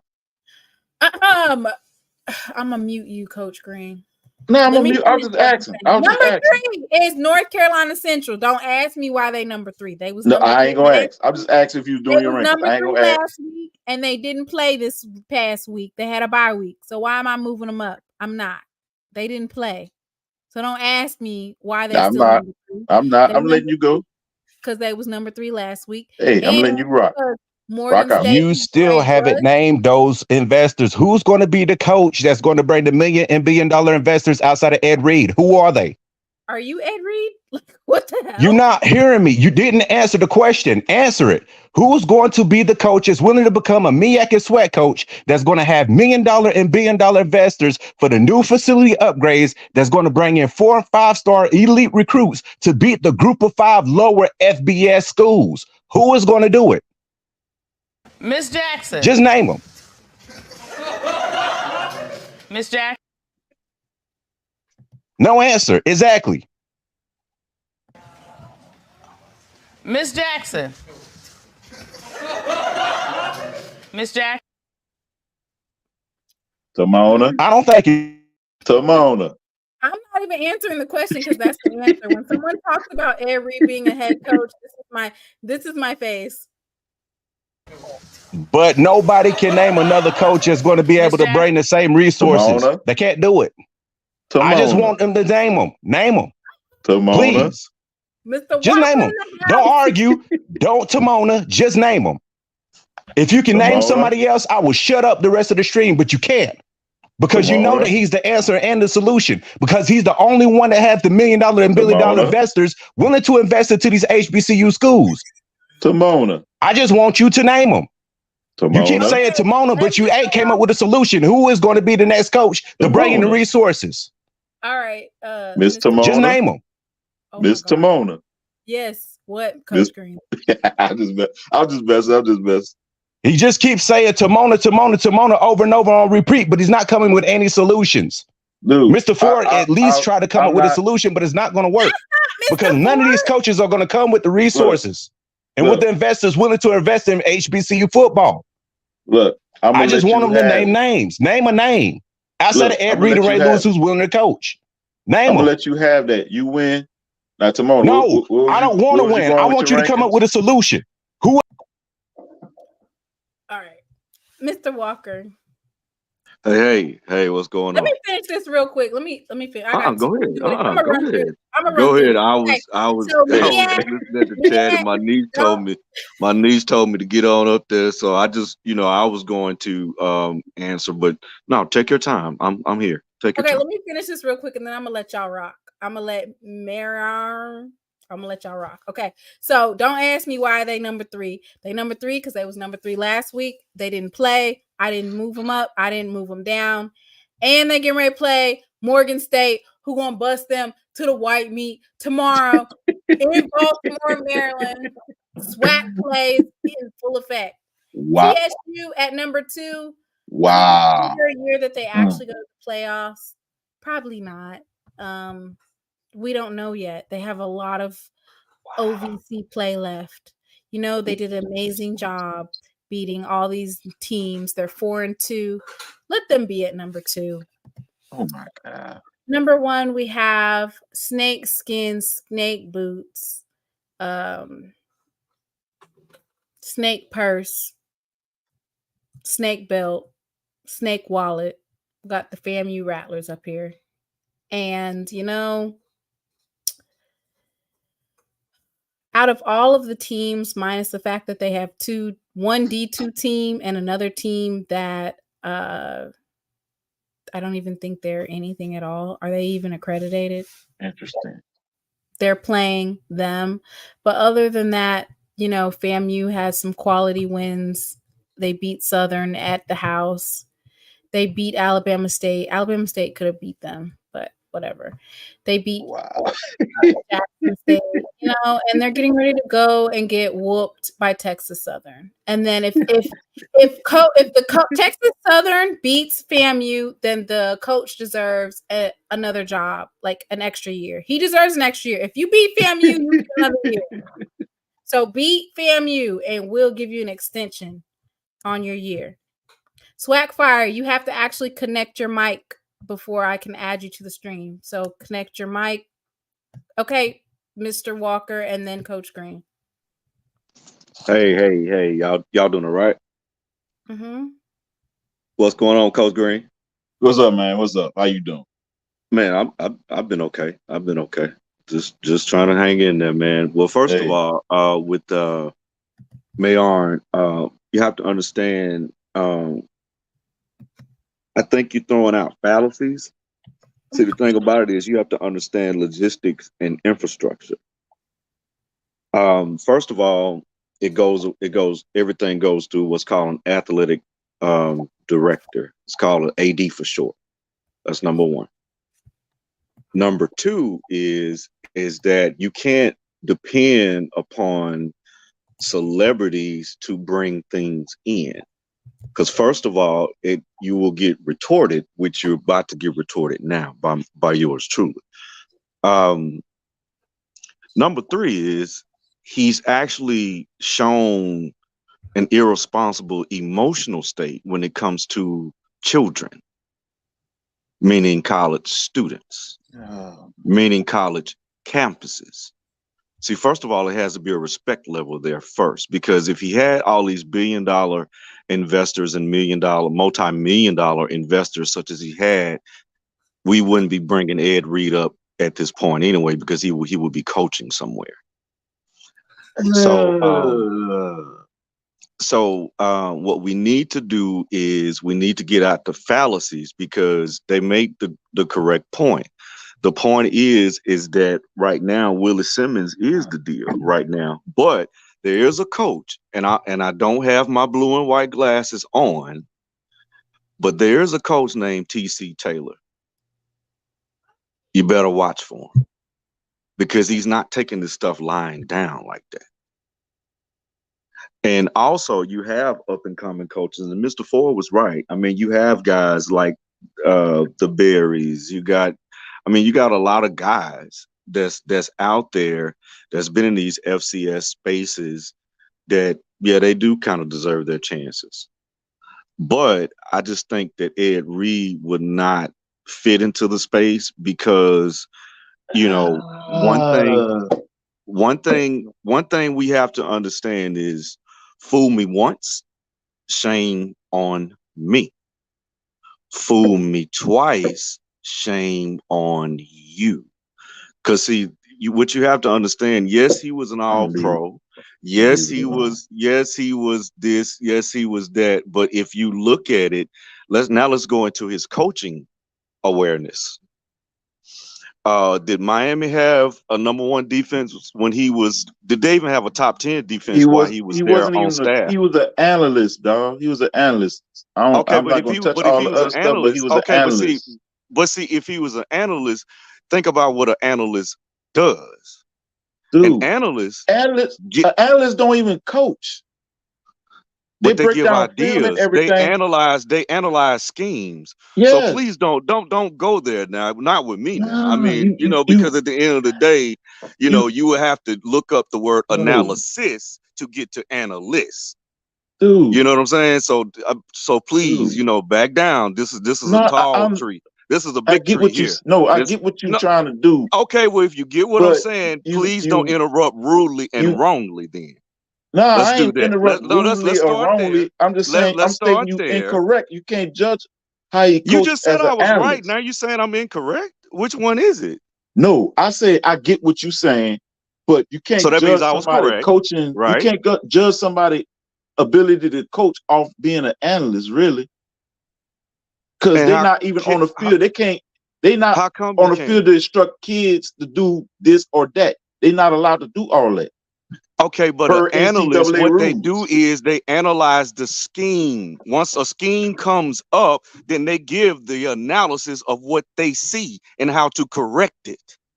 But that don't. And but he's not coach. He's not the DC coordinator, the defensive coordinator. So, sir, whatever the defensive coordinator goes with, that's what he goes with. Well, okay. Well, chat. I'm just gonna say this. I just explained to you how important an analyst can be to a scheme because that's their job. But that's still don't. Again, going back to what Mr. Arn said, like I said, I don't believe that. I think right now he needs to get in a better. I think he needs to start from the ground up. Maybe coach someone's defense, and then prove that he's able to be a leader in the football space of some sort. Well, I mean, if you want him at Southern, that's fine. I mean, no, that's not what I'm saying. Okay, I'm just saying. I don't even know how we got on. That's what I'm trying to say. I really don't want to touch the A-Reed situation. I would just want to leave it be. Okay, I mean, I understand it, but I guess when you speak, I know what type of mess we need to be starting. Look, if we're gonna start some mess, let's start some relevant mess at least. I agree. Let's start because I want to leave that alone. FAMU, they actually lost their 2000 and 2001 championship due to self-inflicted wounds. Let's talk about that. Or how they're really not the highest of 7 hills. They're more like the lowest of 7 hills. Can we talk about that? Or can we talk about some of the stuff that Mr. Ford was talking about as far as anything SU? Am I able to talk about that? Oh, Lord, he wants to correct that. That's what he wants to correct. I was trying to get messy so I could get Mr. Campbell on here to correct it. Okay, so let me say this and then I'll let you answer. I'm going to just show this city of 7 hills. So everybody knows that FAMU is seen as the highest of 7 hills. I'll go ahead and drop this StreamYard in the chat just in case a rattler wants to say something different. So it looks I got nothing to say they beat us. I don't care if they beat us one time out of the 4 chances that they had in the last 2 decades. I'm still going to talk mess. Anyway, let's look at these feet the amount of feet that they have for the 7 hills. Goodwood Plantation. Oh, Lord, I would not want to be living in a place that still got something named Plantation. 216 feet. Old Fort Park, 212 feet. Mission San Luis, 208 feet. Old Capitol, 207 feet. The Grove, 204 feet. FAMU Lee Hall is only 192 feet. And FSU's Westcott Hall is 176 feet. That would make me believe that you guys are actually a part of the lowest of 7 hills. I'm not even going to touch that. I'm not going to touch it. Let me go ahead and segue in to this homecoming scale that we still have going on at iWeave Hair. You can use checkout code HBCU to the newest members of the HBCU fam.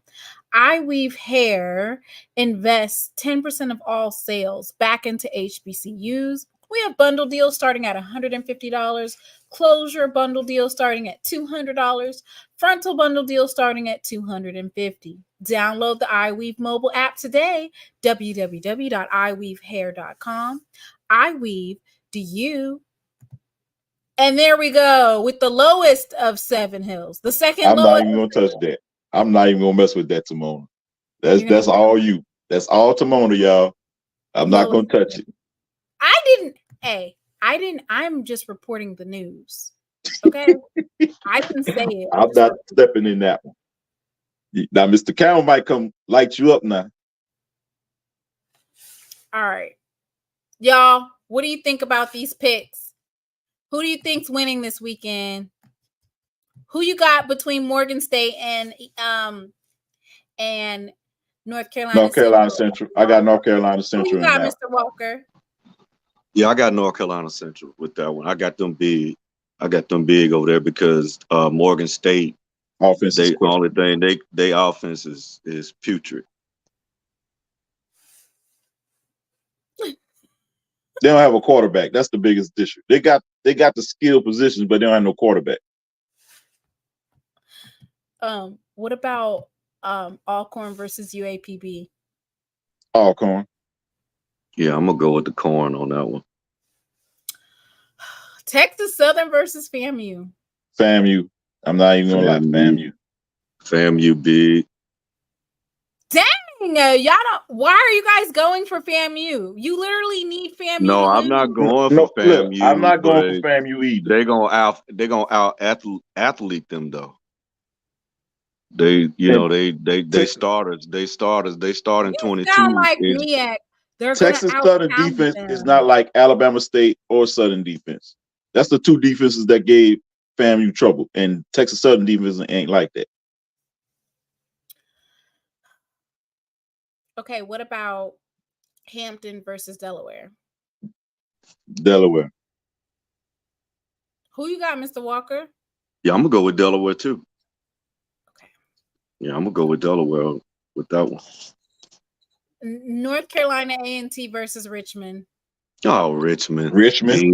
Big, humongous, gigantic. They haven't thrown for 100 yards all season. And you would think a school that got 30-some thousand kids, you could just find you a whole nother team somewhere. Shoot, they make Alabama State QB situation look great.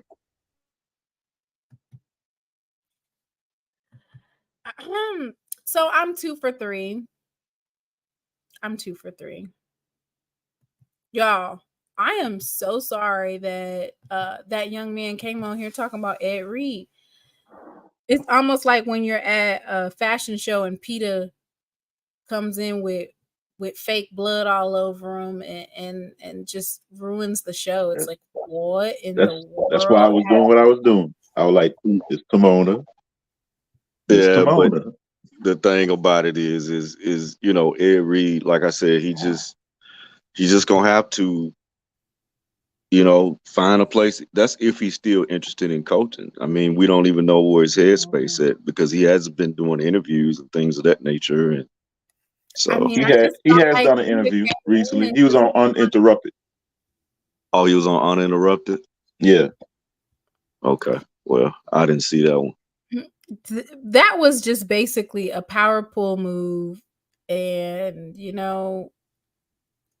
from what I see, but Cookman is literally a couple pieces away from being formidable. They have their new field. We'll see how they do next year. They showed some stuff this year. They were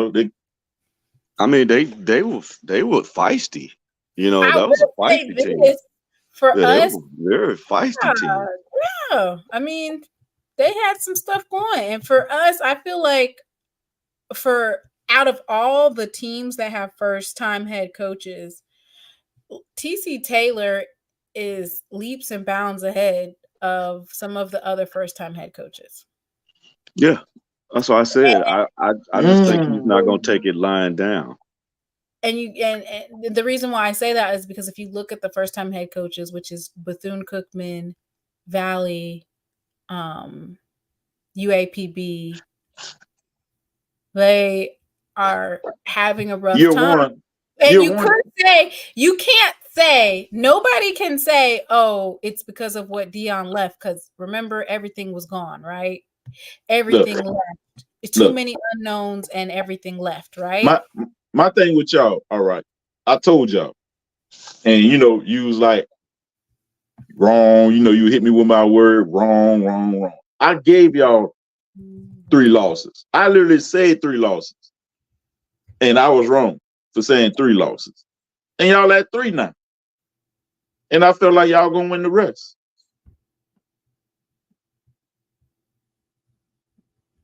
Well, so I never think y'all were gonna be that bad.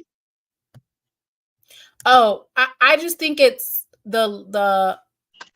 You said that you didn't think we were gonna be that bad. Clip that. No. What I'm saying, I ain't think y'all were gonna please clip that. I ain't think y'all were gonna be like y'all was the year before. I said 3 losses or 4 at the most. But then what do you say to schools that didn't have a turnover and they have 4 losses? What does that mean? If you are a coach and you've been there for more than a year and you have a whole extra year on a first-time head coach and you already have 4 losses, what does that say? Look, sometimes you come in, you have a bad year, but the following year might be better because I think, year one is year one. Let's see what you do.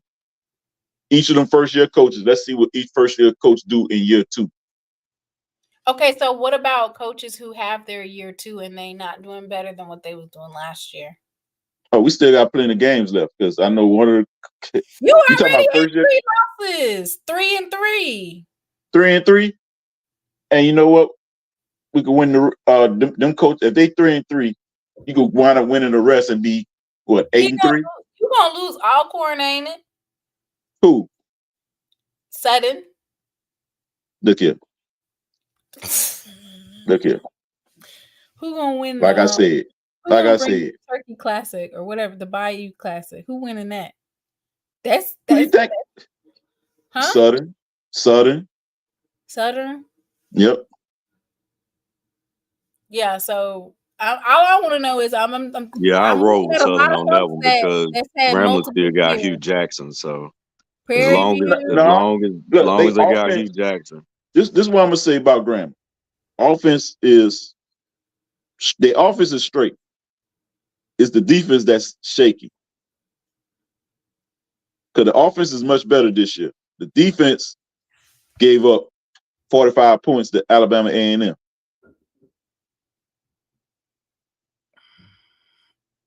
And we only gave up 10 to Alabama A&M.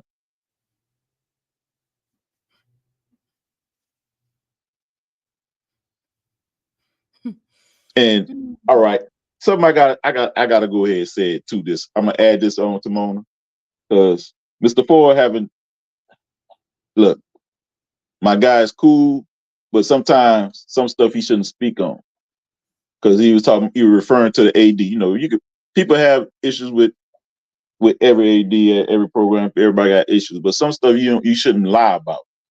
When you talk about do an audit and all that stuff, Because one of the things that AD did was, what people don't understand is he did save Southern University's programs, not just football, all their programs. Because people forget we had scholarship limits because of the academic issues that was there before the coach that's at Norfolk State. When he took over, they had academic issues. So he never had all his scholarships while he was there. But they made do what they could do, and they built up the academic part where we was back on par and we back to fully funding our program. So you keep squeaking by. They've been bad in their academics for football for years, decades.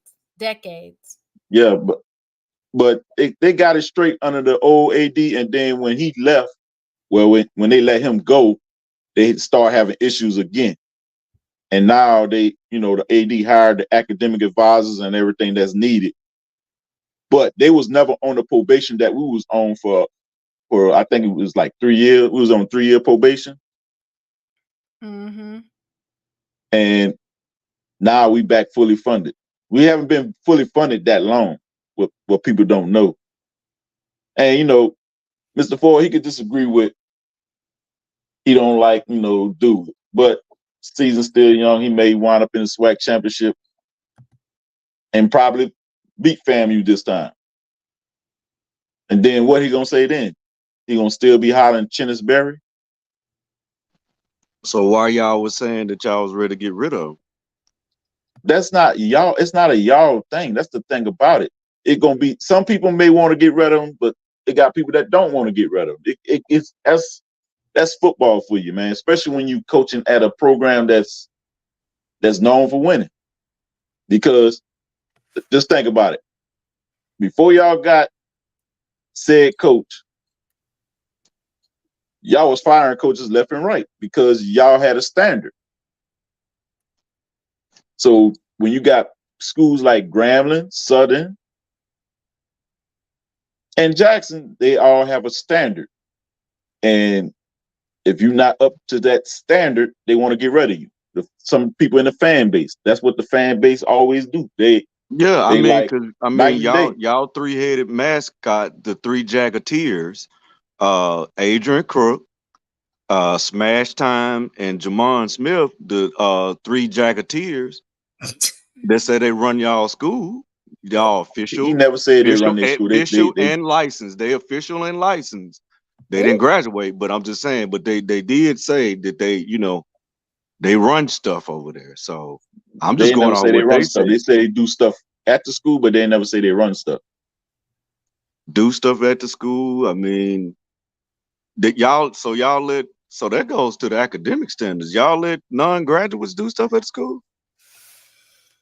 Dude, do you know what Smash Time does? He promote bands. That's what Smash Time does. I know he does, but he said he wanted Dooley. He just said it about 3 hours ago on off script. Okay. He may want it. So what? It's some people, it's always gonna be split. But winning cures a lot. That's one thing winning does. Like if TC Taylor would start off 0-3, people probably been calling for his head, talking about now we should have got this and that person. But soon he went off and go on a 3 or 4 game winning streak, that noise quiets down. So fan base is gonna make noises when they feel like it's not up to where it need to be. But this is only year 2 under Duke. Year 2. Well, I'll tell you this: Jackson State opened up a can of whoop ass in Southern under those beautiful lights. Mm-hmm. And then y'all lost to the same team that beat us. We not finished. Us first year head coach TC Taylor coming into Southern, Baton Rouge, and beating that ass. First year head coach. That was good for Jackson State. That was bad for Coach Dooley. Yeah, and then y'all turn around and lose to the same team that beat us that you claim wasn't gonna beat y'all. We talking apples and oranges. This happened. Nah.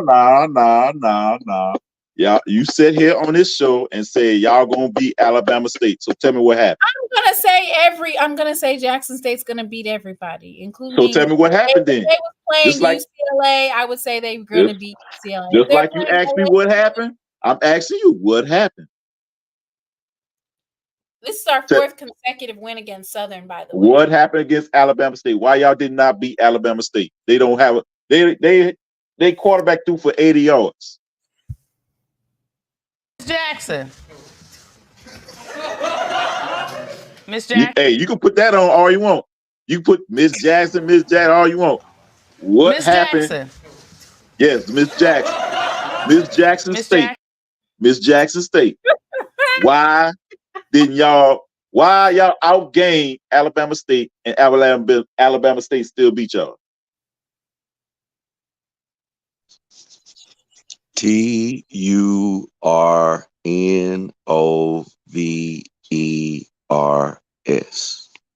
Good answer. I feel like I want to hear from Timona.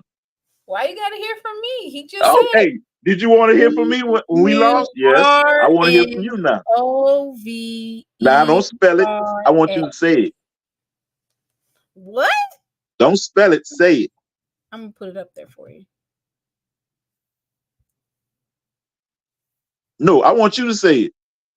Why I gotta say it? I want you to say it. Maybe if you tip my Cash App, I might say it.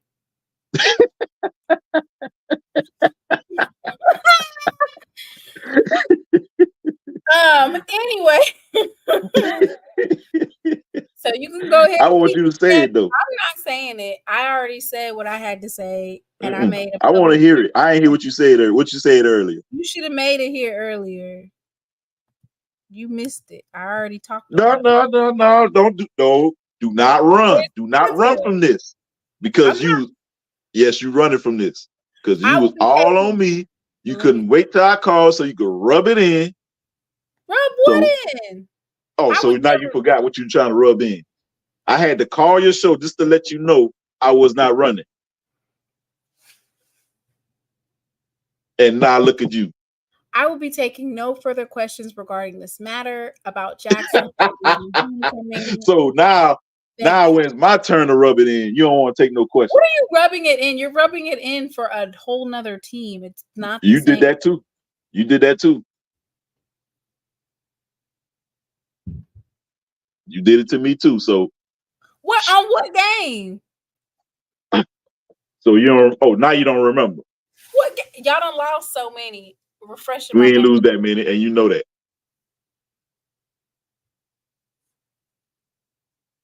Because I so remember you asked me what happened when we lost to Alabama State. What happened? Oh, you talking about when you guys only scored 10 points and they scored 20? Yeah. And y'all gave up 24. How much?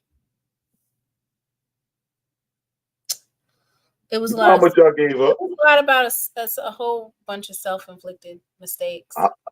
Actually, you know, this show has went way over time. I said I was supposed to do an hour. How did that even happen? And I didn't even know the person that came on here. He is Mr. JSU Jackson State on Twitter. Well, that's why you should have let me up from the jump. Could have got this out the way. Because then Mr. Ford would have got off earlier. And we would have just been going back and forth about how bad Southern is.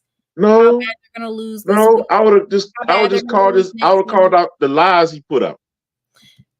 You know, he could sit there and he could disagree with the coaching of Dooley. That's cool. That's part of it. You know what they call a snake? They said that snakes have a dual tongue. So let's go ahead and let the slithering commence.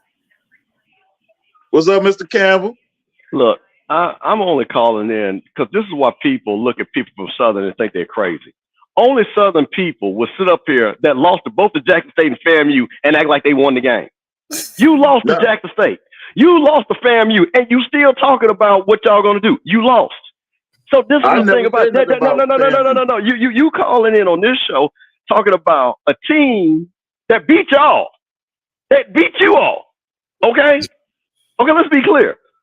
And this is the thing about it. Let's be honest. Everybody watched that game. Mm-hmm. Jackson State won that game. They turned the ball over. As they said, it was self-inflicted. That game shouldn't even been close. That game shouldn't even been close. They played a bad game. No, yeah, really, because I watched the game. And I'm gonna tell you something. No, well, let me say also a couple of things.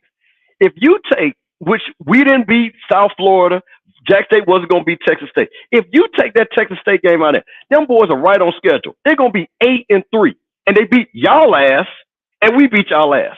So stop coming on here like y'all with these moral victories. Nobody cares about a moral victory. Nobody cares. Moral victory on well, no, you are talking more. You are everything I've heard. Everything. Well, listen. Here was the thing. This was our year. Their year was 2 years ago. That's just fact. That's just football fact. This was our year because we had the better team. 2 years. The last 2 years they had the better team. But I'm gonna tell you what I do know. Wait a minute. But I'm gonna tell you what I do know. That Jack State and FAMU both had a better team than you the last 3 years. That's I know. Fact. Because last I checked, so what do they see is that they beat y'all 4 times. We beat y'all 3 times. Y'all 0-7 against the top 2 teams in the East. 0-7. Okay. 0-7. Okay. So these are facts that I like to talk about. And let me just make one quick thing. Wait, hold on. And then hold on. Let me make one quick thing. Because I got to address this guy. And this is what bothers me about people that don't know SWAC football and don't know this recruiting. If you know anything about Jackson State and FAMU, and I'm talking about the state of Mississippi and the state of Florida, for 10 years ago, nobody would even think about going to Jackson State or FAMU. Because you know what? They were going to Ole Miss. They were going to Mississippi State. And guess what? We already know where they were going in Florida. Yep. Do you guys realize that this is the first time that Jackson has players in the city of Jackson saying, you know what? I want to go to Jackson State now. Do you realize this is the first time in 10 to 20 years that they got kids from the coast and North Mississippi that are looking at Jackson State? So don't tell me that the golden era stopped. We got kids from FAMU that are coming back. Those kids from Tallahassee would never went to FAMU. We got a bunch of kids from Tallahassee, just like Jackson's doing. So for all those people that don't know nothing about SWAC football, the recruiting is there because I talk to people in both states because I know people. This coach is calling me and saying, hey, Mr. Campbell, guess what? One of my kids talking about he's going to just go up there to the Jackson State game just to check them out. These are non-official, unofficial visits. I'm telling you right now, it was 100 kids that play high school football that I know for a fact that came on just to come to Humble to check it out. It's going to be the same thing at FAMU. So y'all need to end this because I'm telling you right now, Jackson State and FAMU, they're getting back to where they used to because what happened, especially in Mississippi, nobody wanted to go to Ole Miss. Nobody wanted to go to Ole Miss. They wanted to go to Jackson State. And because TC was, and if we give Deion credit, he reset the program, and TC knows that state. So Jackson State is not going to fall off. So what you need to be more worried about is what Southern's going to do. Because Dooley ain't made no progress. Wait. Dooley ain't made, wait. No, well, I'm not putting, no. I said what you need to be worried about. I said Dooley has not made no progress in 2 years. None. That's your opinion. Well, it ain't my opinion. I'm going to say this. Your 2 biggest rivals, you're 0-7. Okay. You're 0-7. Is that progress? We'll be fine. No, okay.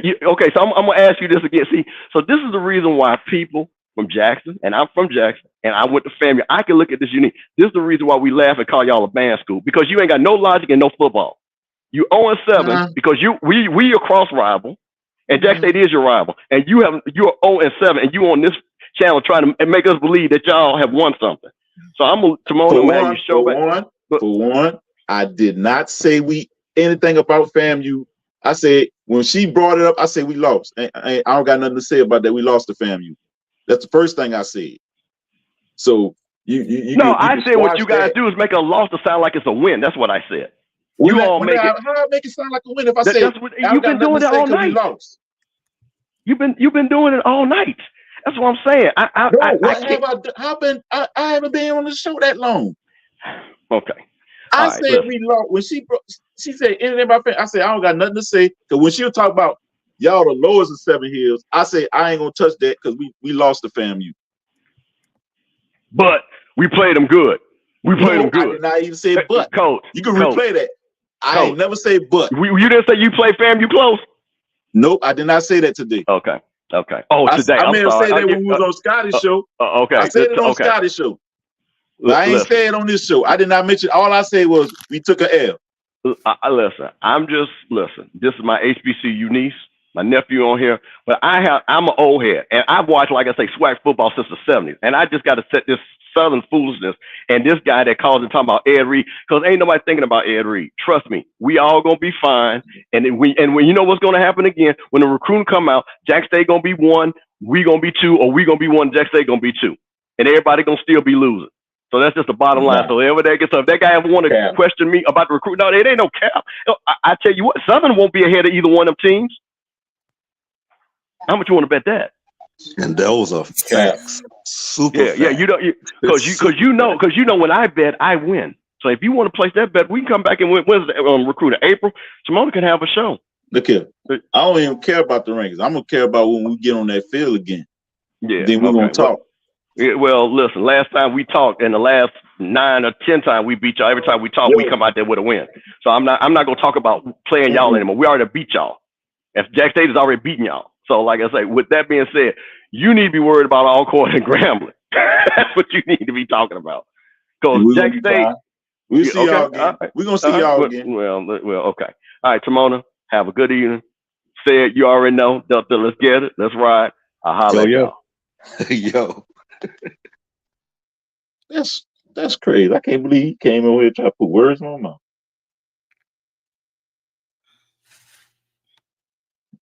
For something I didn't say. Well, you did. You know what? You did say you know that what? y'all gonna win out, and then this time beat FAMU. You did say that. Now you said that on this call. Yeah, you said y'all was gonna win out. You said y'all was gonna win out, and this time y'all will beat FAMU. That's what you said.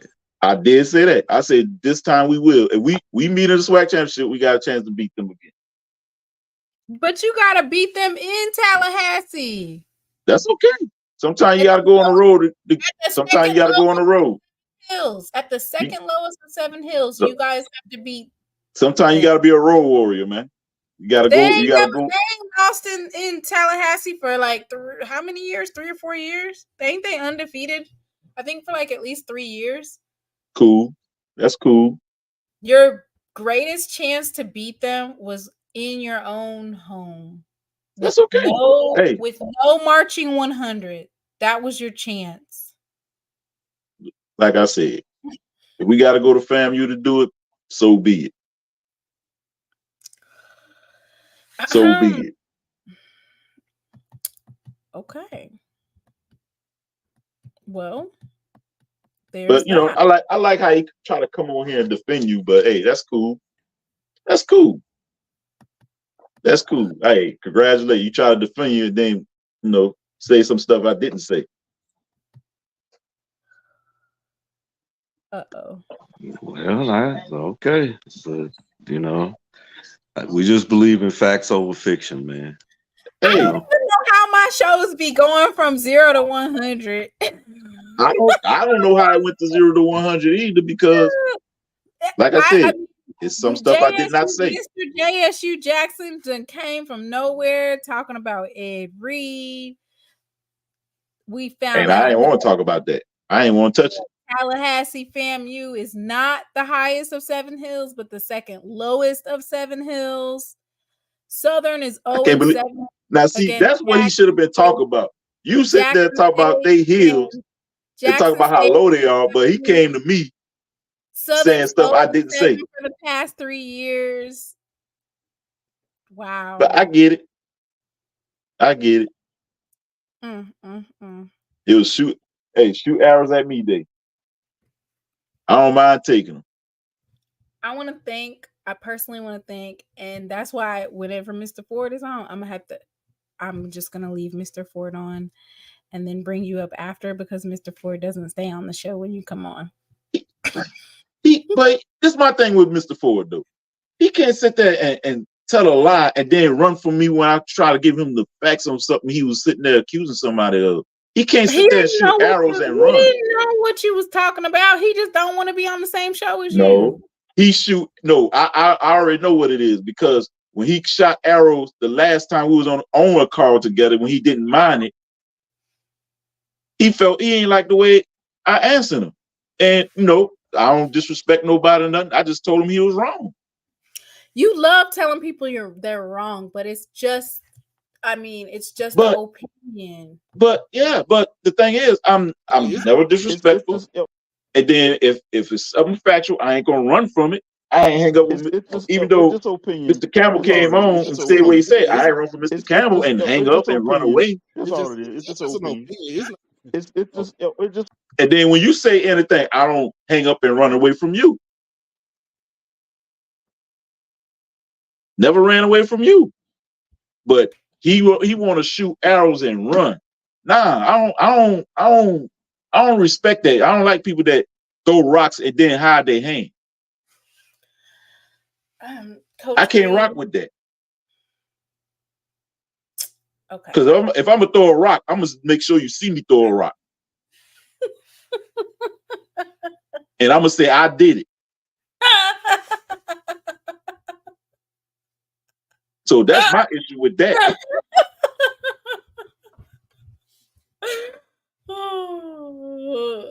And I can't respect that though. You know, he can't do stuff like that, man. He can't ride like that. He's not real. And all right. Well, next time I'm gonna have my guest host, Iyanya Evazant, whatever her name is, and y'all can talk through y'all differences. Just a public service announcement. Who's that? She's like a life coach. Not on my watch. Not on my watch. People arguing about HBCU stuff. Not on my watch. Anyway, so this week on Saturday, we will be tuning into Mississippi Valley. Is it going to be on ESPN? Is that the only one that's not on there? I don't know why. It's on Plus. I think it's going to be on Plus. Okay, I don't know why I thought they were going to be on their YouTube. I thought at one point, one of y'all games was supposed to be on HBCU Go, then ESPN picked it up. Yeah, Iyanla. Iyanla. Learn how to say that young lady Lane. I don't know how to say her name, but anyway, that's what a lot of y'all need that. I don't need no life coach though. Yeah, we need to all sit down and do some kumbaya for you. Man, look, I coach 15 women. I don't need no life coach. You coach 15 women? Yeah, I'm the assistant women's basketball coach. I believe it. At Russ College. I believe it. So I'm good. I hope you don't be telling them ladies, you wrong, you wrong, you wrong. I do. Wrong. If they're wrong, I sure do tell them. If they're wrong. Iyamla Vansant. Anyway, so I guess I will have a show then if it is on ESPN Plus. If it's not on ESPN Plus, then we're gonna be over on Valley's stream supporting their YouTube. But if it is, then I'm gonna have my show and we can tune in. And then, yeah. But just an FYI, win, lose, or draw, even if we did win, I'm not finna stay on no live for 7-8 hours. Yeah, I feel you. But hey, before I go, Timona, great show. Appreciate you having me on. I'm also leave with this, and then I'm out. Tell Mr. Ford if he's gonna say something, stand on it, don't run. And I appreciate you. I appreciate everything you do. Peace out. Peace, Coach Green. Peace to both.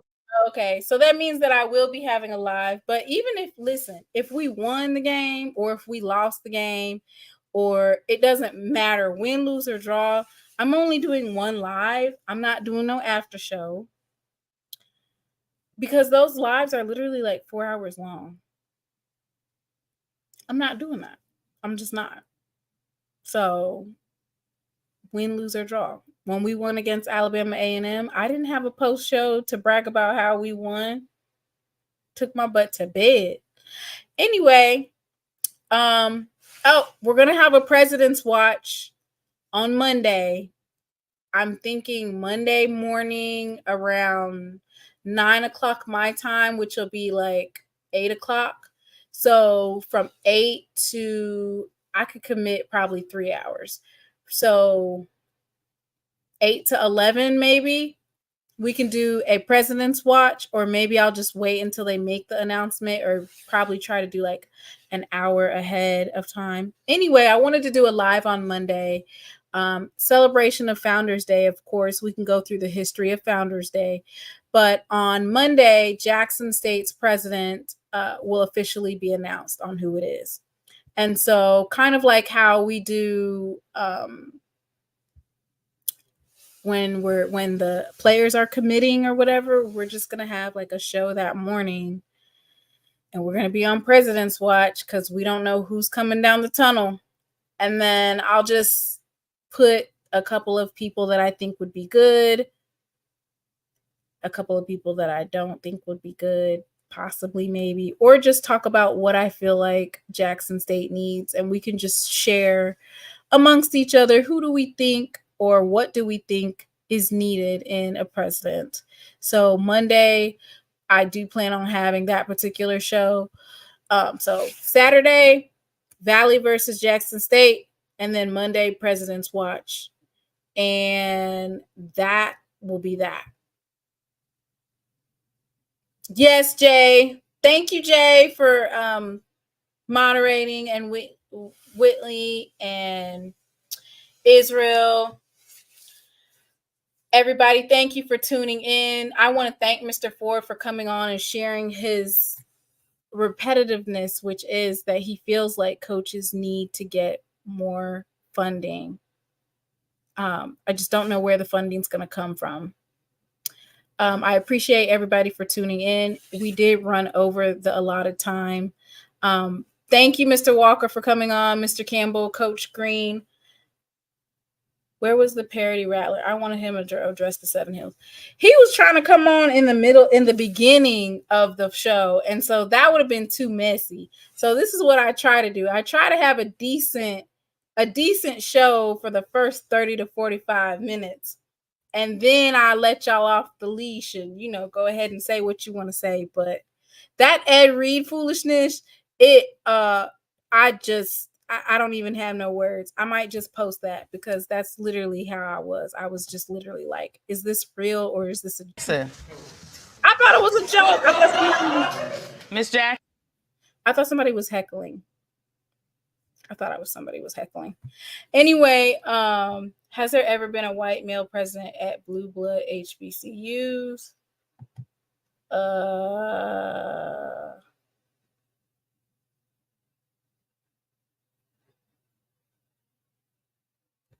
I'm glad you guys enjoyed yourself. Miss Michelle, thank you, everybody else, and then everybody that tuned in. Thank y'all. Y'all have a good evening. And blessings for the rest of the week. Blessings for the rest of the week. Oh, yeah. Let me play that video.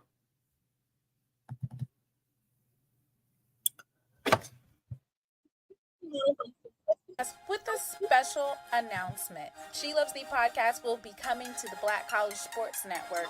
That's right, I'll be streaming some of my favorite episodes as well as some new live shows straight from Black College Sports Network's YouTube. Make sure you go over there and hit the like button, subscribe, and turn your notifications on. You don't want to miss out on any episodes. See you there.